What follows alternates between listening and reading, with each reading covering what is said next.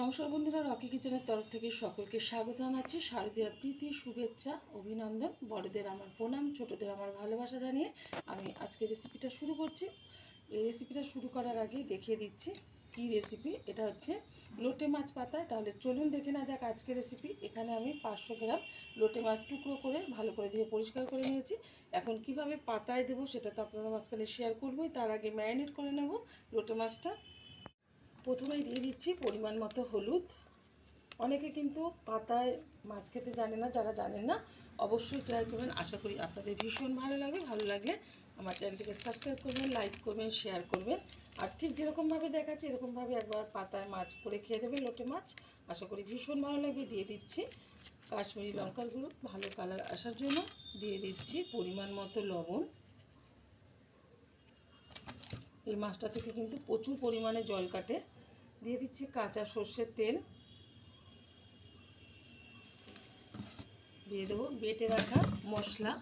এখানে আদা, পেঁয়াজ, রসুন, কাঁচা লঙ্কা আর এই যে ধনেপাতা কিছুটা, আর দিয়ে দিয়েছি জিরে। এসব একসাথে কিন্তু আমি শিলনোড়ায় একটু পেস্ট করে নিয়েছি। এখন ভালোভাবে এটা মেখে নেব।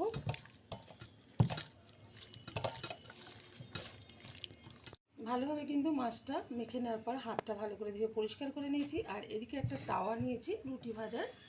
আর এদিকে নিয়ে নিয়েছি কলা পাতা, ভালো করে কেটে ধুয়ে পরিষ্কার করে নিয়েছি। এখন এই কলা পাতা দুটো করে আমি ব্যবহার করবো, নাহলে কিন্তু তলা থেকে পুড়ে যাবে খুব তাড়াতাড়ি। এই যে দুটো ব্যবহার করলাম। এর মধ্যে দিয়ে দিচ্ছি কাঁচা সর্ষের তেল। ভালো করে একটু মাখিয়ে নিচ্ছি পাতার গায়ে। এটা আপনারা তাওয়াতেও করতে পারেন, আবার কড়াইতেও করতে পারেন। তো আমি আজকে তাওয়াতে করছি। এখন দিয়ে দেবো এই যে মেখে রাখা লোটে মাছ।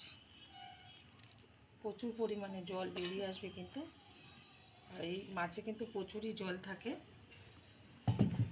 একটু ছড়িয়ে দিচ্ছি, বেশি ছড়াবো না।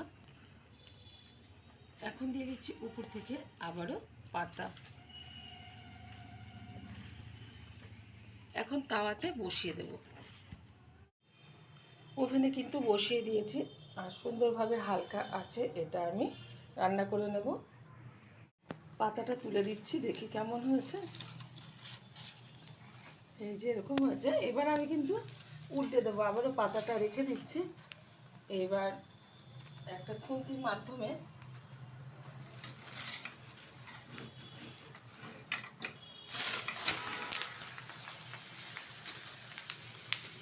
উল্টে দিয়েছি। ব্যাস, এই দিকটা আমি দেখিয়ে দিচ্ছি কেমন হয়েছে।